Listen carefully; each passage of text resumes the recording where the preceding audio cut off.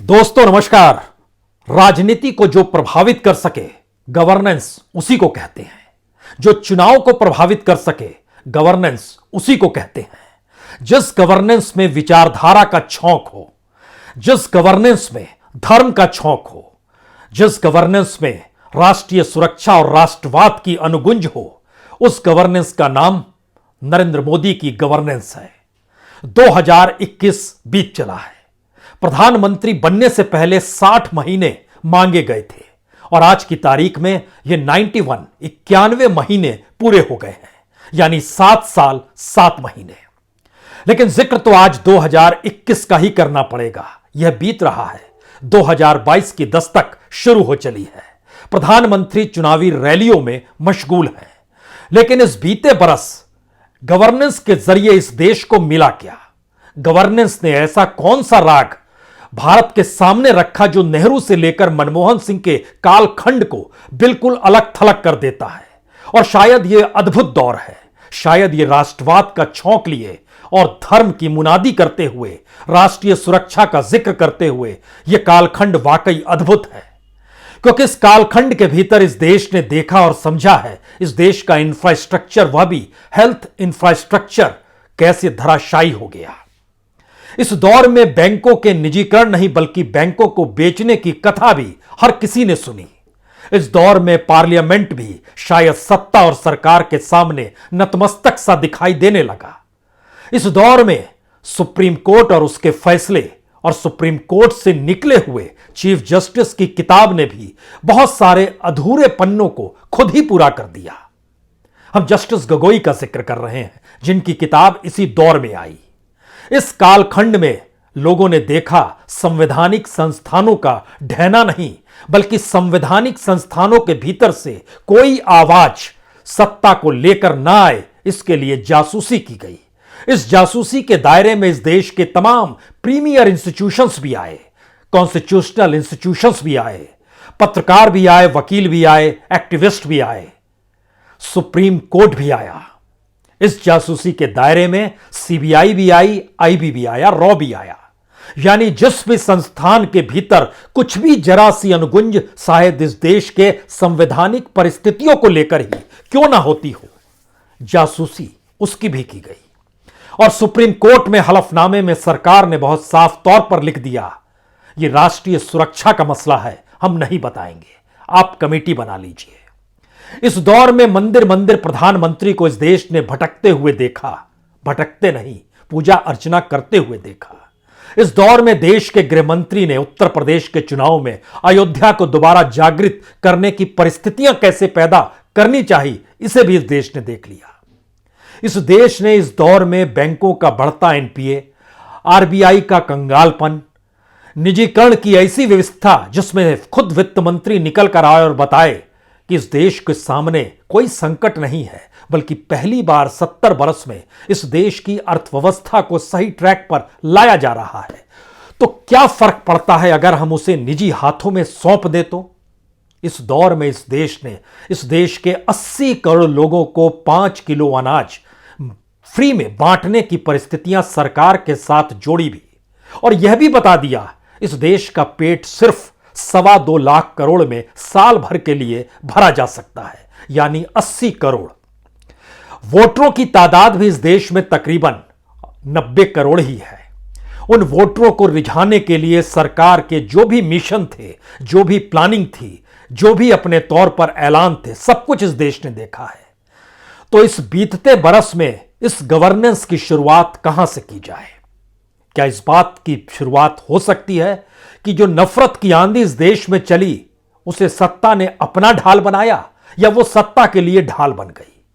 कानून का राज जिनके हाथों में होता है, वहां पर जो फर्स्ट इंफॉर्मेशन रिपोर्ट लिखी जाती है, उस फर्स्ट इंफॉर्मेशन रिपोर्ट को भी मौजूदा सरकार में गृह मंत्रालय में बैठे देश के गृह राज्य मंत्री टेनी उनके साथ जुड़ गया। और यह भी अपने तरीके का एक अजूबा रहा। जिन बातों का जिक्र वह खुले तौर पर अपने बेटे को लेकर करते रहे, उन बातों का जिक्र जब एसआईटी की टीम ने कर दिया, हां ऐसा हुआ है, तो न सिर्फ उन्होंने इस्तीफा देने से इनकार कर दिया, बल्कि सत्ता ने भी अपनी आंखों पर पट्टी चढ़ा ली। 2021 शायद भारत की राजनीतिक व्यवस्था के लिए एक सीख है। 2021 शायद इस देश के तमाम पॉलिटिकल पार्टीज के लिए भी एक सीख है, और शायद जो नैतिक बल पर इस देश में सियासत के लिए आगे बढ़ना चाहते हैं उनके लिए भी एक सीख है कि पारंपरिक राजनीति इस दौर में दफन कर दी गई है। पार्लियामेंट को लोकतंत्र के मंदिर के नाम पर पुकारना भूल जाइए।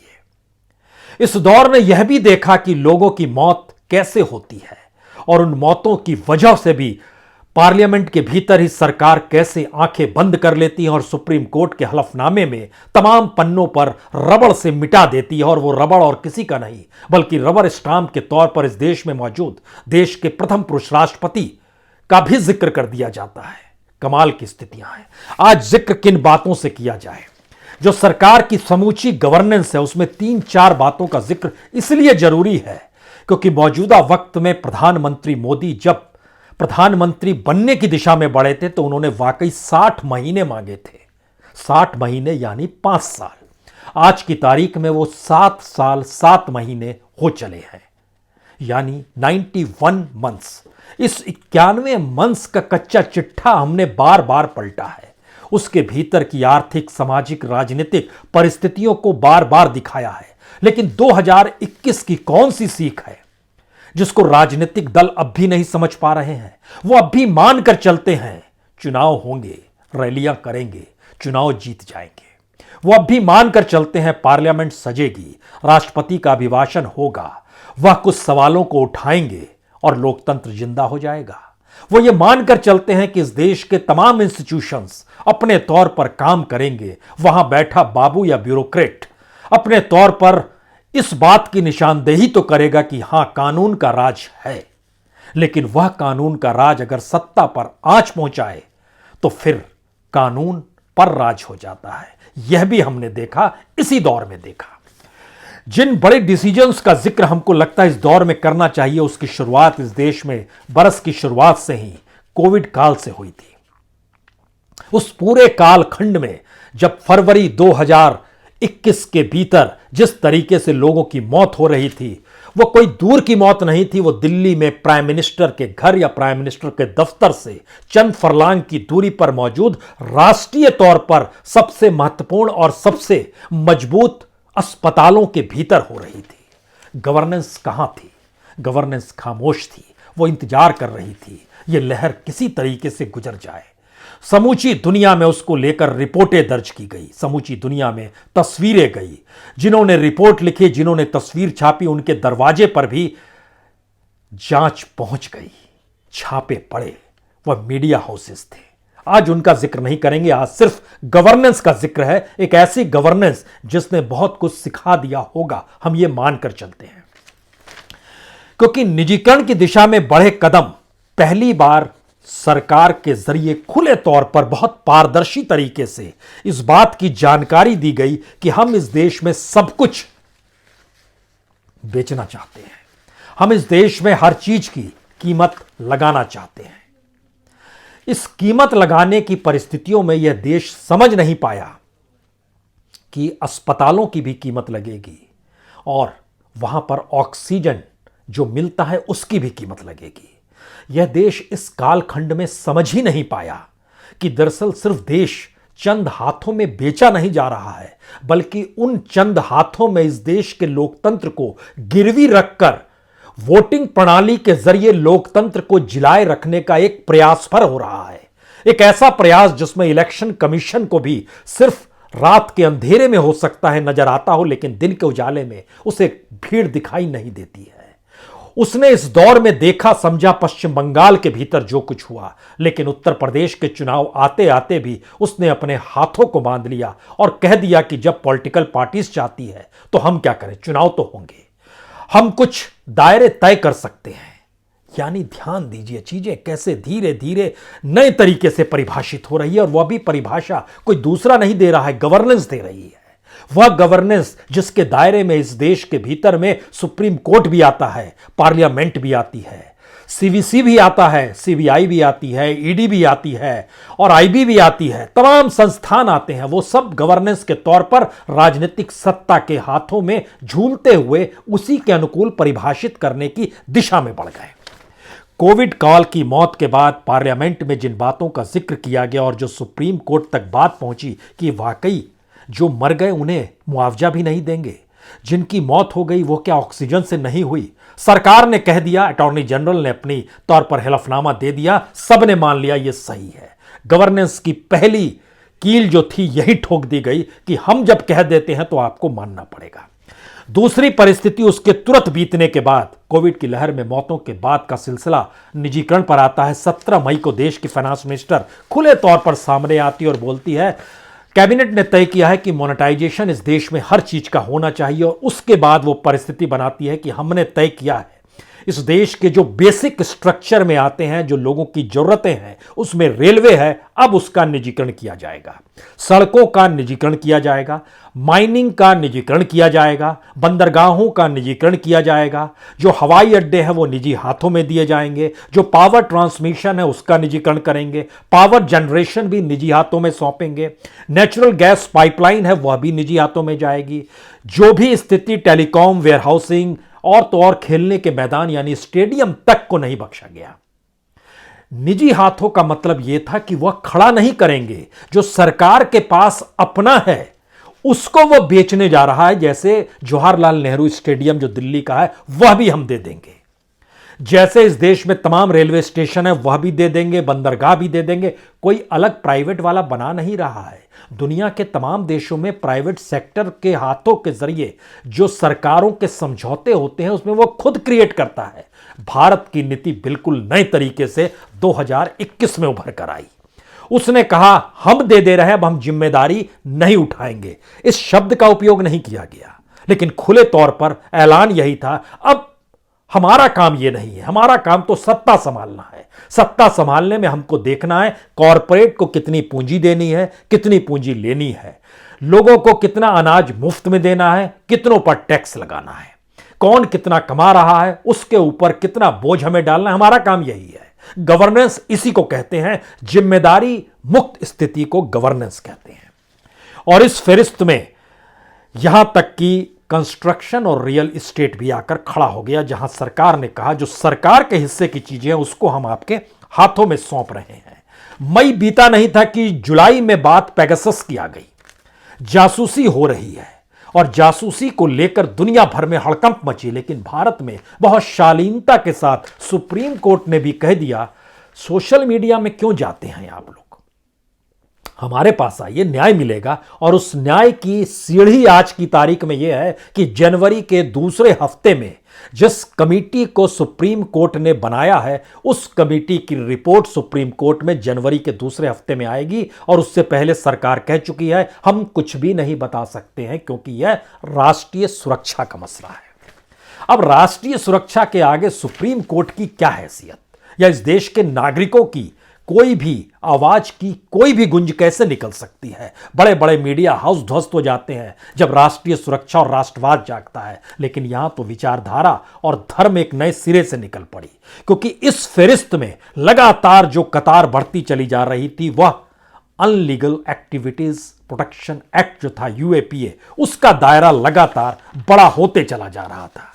और बड़ा होते होते उसके दायरे में जब मार्च के महीने में सरकार के द्वारा पार्लियामेंट में जानकारी दी गई कि हमने इस दौर में इतने लोगों को पकड़ा है, वो डराने वाला था। डराने वाला इसलिए था क्योंकि लोकसभा के भीतर में सरकार की जानकारी खुद ब खुद इस बात का ऐलान कर रही थी कि इस देश में लोग कानून तोड़ने के लिए बेचैन हैं, हम उन्हें पकड़ने के लिए बेचैन हैं। और इसका ऐलान अपने तौर पर उन्होंने इस जानकारी के साथ किया कि हमने 8,371 लोगों को 2015 से 2020 तक इस यूएपीए के तहत पकड़ा है। कुछ पार्लियामेंट्रीज ने जानना चाहा ठीक है आपने इतने लोगों को पकड़ा है, लेकिन यह तो बता दीजिए जब इतने अरेस्ट करते हैं आप तो इसमें से कन्विक्शन रेट क्या है। सरकार की तरफ से आया कि कन्विक्शन रेट आप जानना चाहते हैं तो सिर्फ 3% है।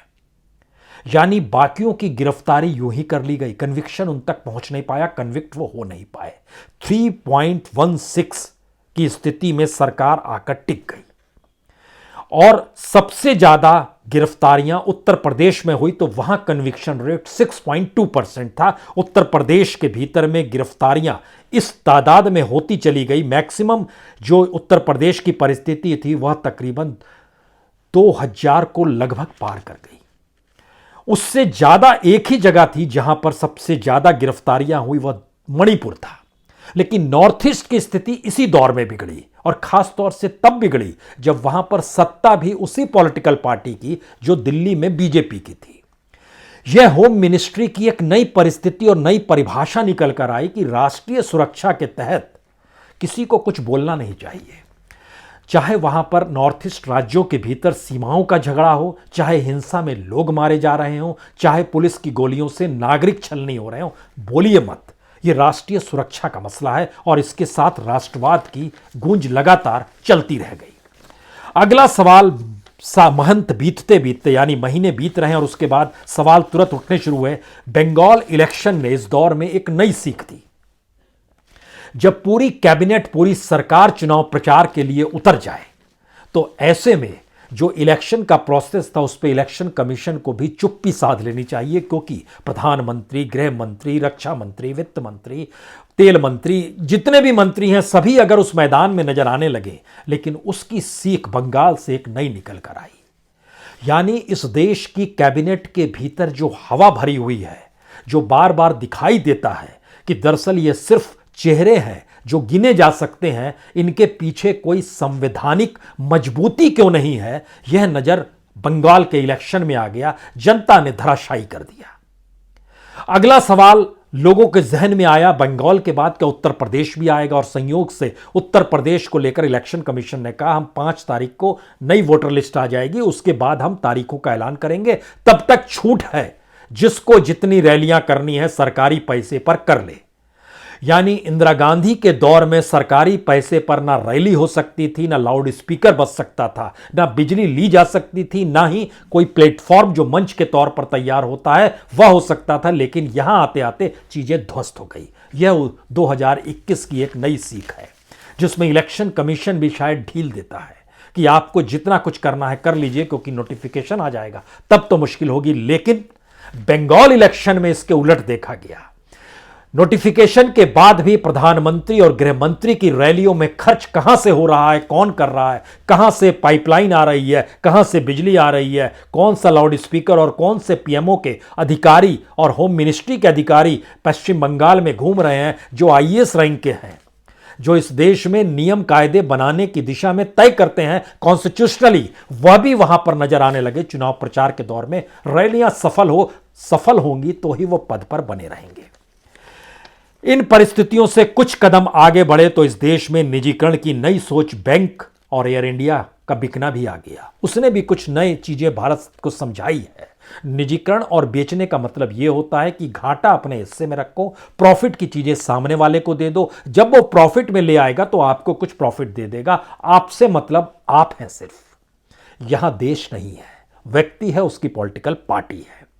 बैंकों का मर्जर और बैंकों के निजीकरण और बैंकों को बेचने की परिस्थिति में भी इस देश ने देखा। लेकिन सबसे महत्वपूर्ण बात सितंबर में निकल कर आई, जब प्रधानमंत्री केयर्स को लेकर अंडर सेक्रेटरी जो प्रधानमंत्री कार्यालय में है प्रदीप कुमार श्रीवास्तव, उन्होंने दिल्ली हाईकोर्ट में कहा कि दरअसल गवर्नमेंट इंडिया का यह फंड नहीं है पीएम केयर्स।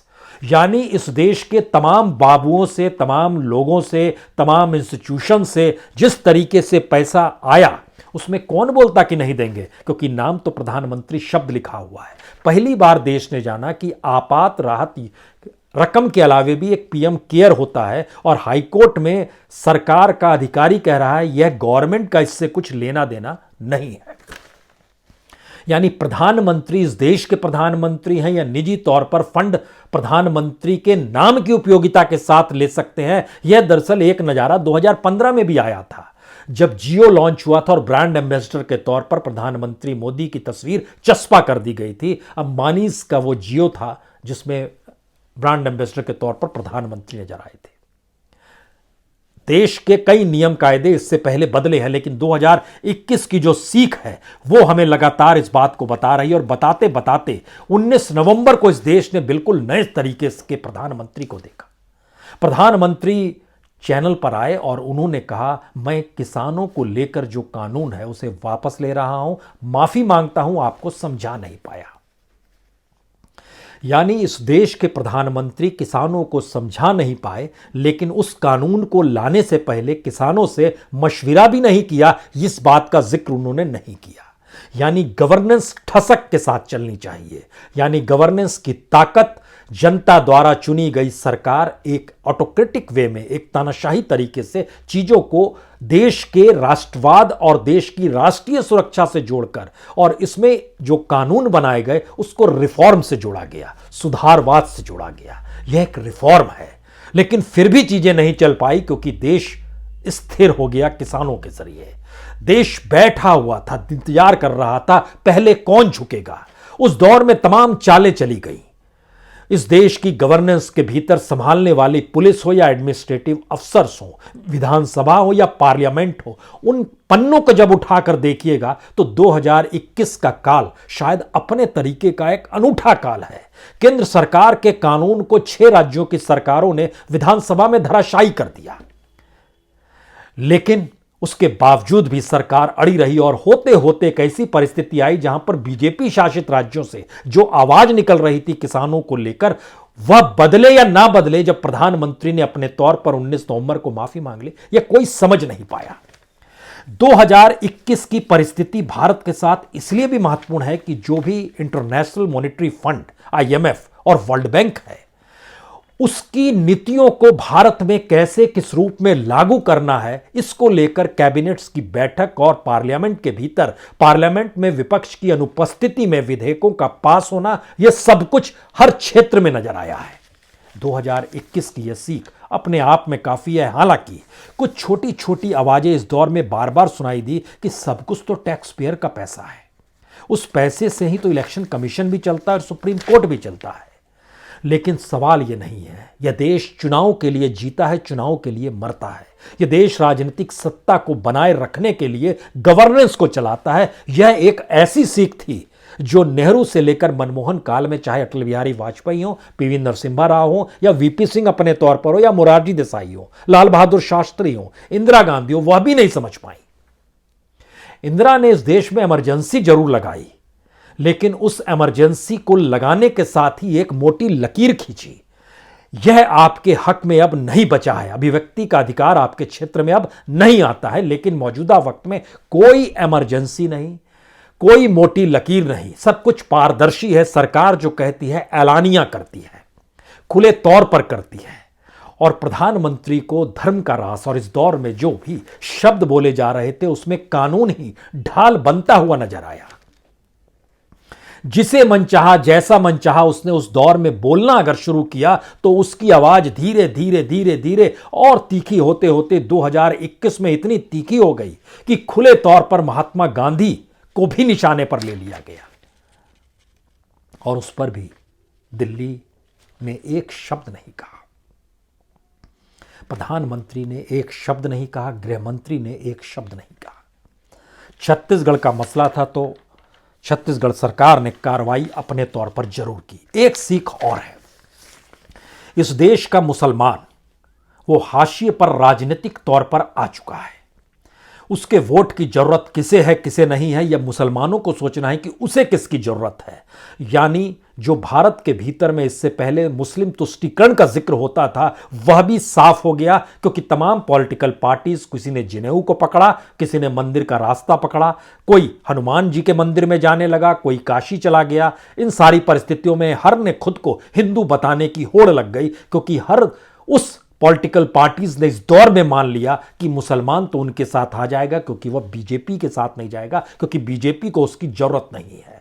इतनी मोटी लकीर बिना ऐलान किए इस देश के भीतर में खिंच गई। और उत्तर प्रदेश चुनाव को लेकर तमाम रणनीति बनती चली जाए, लेकिन एक अंदरूनी रणनीति हम आपको बता दें जिसके बाद चीजें और साफ हो जाएगी। जहां पर 35 से 50% जिन जिलों में मुस्लिम्स हैं उन जिलों में बीजेपी की जीत तय है, ऐसा बीजेपी मानकर चलती है और वो अपनी रणनीति उसी लिहाज से बना रही है। रामपुर, मुरादाबाद, बिजनौर, सहारनपुर, मुजफ्फरनगर, अमरोहा, बलरामपुर, बरेली, मेरठ, बहराइच, इन जगहों पर 35% से ज्यादा मुस्लिमों की मौजूदगी और बीजेपी में कोई बेचैनी नहीं है। वो जानकर चल रही है यहां पर हमें जीत मिल जाएगी, क्योंकि मोटी लकीर बिना बताए खिंच जाएगी दो समुदाय के बीच में, दो धर्म के बीच में। और इन सब के बीच सबसे महत्वपूर्ण बात था कि खुद प्रधानमंत्री इसका ऐलान करते हैं कि हम मंत्रिमंडल विस्तार में उन जातियों को महत्व दे रहे हैं जो जातियां हाशिए पर थी, और अपनी राजनीति को गृह मंत्री या इस देश के तमाम मंत्रीगण जो राजनीतिक प्रचार करने जाते हैं तो खुले तौर पर ऐलान करते हैं Yadav minus OBC, Jatav minus schedule caste, ये हमारे साथ लाना है, इन दोनों को दरकिनार कर दो। यानी जाटव, यादव, मुस्लिम एक झटके में तीनों दरकिनार हो गए। चौथी स्थिति उत्तर प्रदेश में ब्राह्मणों को लेकर आई और इस देश के भीतर भी ब्राह्मणों को लेकर आई। एक राग जो अनसुलझा सा रह गया कि आखिर ओबीसी प्रधानमंत्री हैं, इसको एक वक्त खुद अमित शाह जी ने बीजेपी अध्यक्ष रहते हुए बताया था। इस देश में ओबीसी की जनसंख्या 50% के लगभग है, तो क्या समूचा देश उसी दिशा में चलता चला जाएगा? गया, और आरएसएस तक को बदलना पड़ा इस दौर में, जहां पर उसके अपने जो प्रांत प्रचारक सब थे या जो जिलों के जो अधिकारी और थे, उसमें ब्राह्मणों को धीरे धीरे दरकिनार किया गया। लेकिन इसकी अगली लाइन जो थी वो बड़ी महत्वपूर्ण है। पहली बार इस देश ने देखा कि आक्रोश की भूमिका को निभाते हुए किसानों को गाड़ियों से कैसे कुचल दिया जाए, और कुचलने के बाद भी उस मंत्री पर कोई आंच ना आए जिस मंत्री का बेटा उसमें आरोपी है। और तो और ब्राह्मणों को लुभाने के लिए एक टीम बनाई जाए, उसमें उसको अग्रणी तौर पर रखा जाए, अजय मिश्रा टेनी को, क्योंकि लगभग 8 विधानसभा क्षेत्रों में उसका प्रभाव है, लगभग 22 विधानसभाओं में प्रभाव पड़ सकता है। तो कैसे हटा देंगे? यह देश चुनाव के लिए जीता है, चुनाव के लिए मरता है। यह सीख 2021 ने खुले तौर पर यह कहकर दे दी कि जब जब जिस जिस रूप में इस देश में कुछ भी आंच आएगी, चाहे सरकार किसी को ढाल बनाए या कोई सरकार को ढाल बना ले, 3 बातों का ध्यान हमेशा रखें। एक, राष्ट्रवाद या राष्ट्रीय सुरक्षा आपके जहन में रहनी चाहिए। दूसरी, धर्म का जिक्र होना चाहिए। और तीसरी, विचारधारा ऐसी होनी चाहिए जिसमें सत्ता की बरकरार रहने की परिस्थितियां जुड़ी हो और उसके साथ छिटपुट चीजें जुड़ती चली जा रही हो। अब इन सब के बाद भी अगर विपक्षी राजनीतिक दलों को लगता है कि 2022 की राजनीति वह उत्तर प्रदेश के चुनाव प्रचार से जीत कर लेंगे, अगर उन्हें लगता है इस देश का निजीकरण वो रोक देंगे, अगर उन्हें लगता है कि इस दौर में बैंकों का बिकना रोक देंगे, अगर उन्हें लगता है कि कॉरपोरेट को मिलने वाली सहूलियतें या सत्ता के नजदीकी कॉरपोरेट पर वो कोई आंच ला सकते हैं, भ्रम में ना रहिए। इस देश की गवर्नेंस जब बदल गई है तो राजनीति तो बहुत पहले बदल गई थी। आप अभी भी पारंपरिक राजनीतिक लकीर पर चलना चाहते हैं तो चल लीजिए। मीडिया के भीतर भी मीडिया को जिस रूप में ले आया गया, उसमें अब कोई बोलने नहीं आता है कि आपको दिखाना होगा, वह खुद ही दिखा देता है। प्रधानमंत्री कहां है, खोज लेता है। गृह मंत्री कहां है, खोज लेता है। बीजेपी अध्यक्ष कहां है, खोज लेता है। यूपी के सीएम कहां है, खोज लेता है। 2021 की सीख यही है। 2021 ने देश को बदल दिया है। 2022 में आप बदल जाइए तो ठीक है। बहुत बहुत शुक्रिया, बहुत बहुत शुक्रिया।